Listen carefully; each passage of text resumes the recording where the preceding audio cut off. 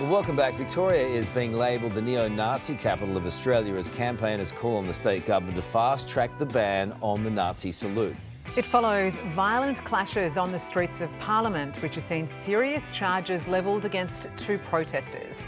Let's bring in Dr. Dvir Abramovich, Chairman of the Anti-Defamation Commission in Melbourne. Doctor, thanks for your time this morning. Now, why are we seeing this strange and concerning rise in neo-Nazism? Good morning, Sarah. Good morning, Carl.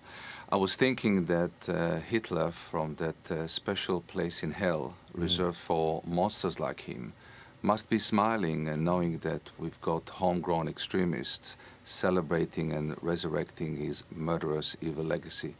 Look, what was unthinkable 5 years ago has become a sad reality for Victorians, which, Melbourne has really become the neo-Nazi capital of the country.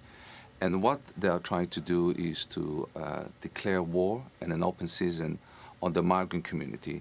And that is very dangerous because, as history tells us, whether it's the Christchurch massacre or other lone wolf shootings across the world, when you demonize and malign a particular group, violence follows, and often it is deadly violence. And the other thing that I want your viewers to remember is that having white supremacists march through the streets of Melbourne, giving the Nazi salute on the steps of Parliament House, is a spit on the proud legacy of our diggers who fought to defeat Hitler. But it's also plunging a knife into the hearts of Holocaust survivors.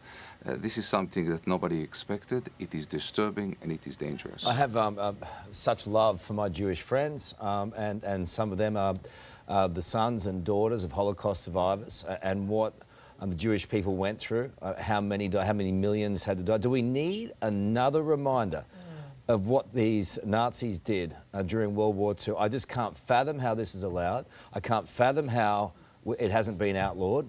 I just don't get it.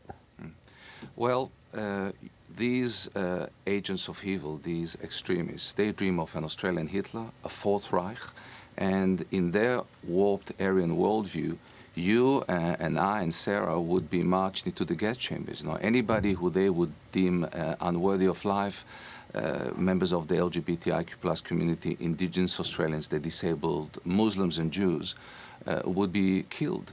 And therefore, we need to wake up and to realize that this is an evolving threat. It's a clear and present danger.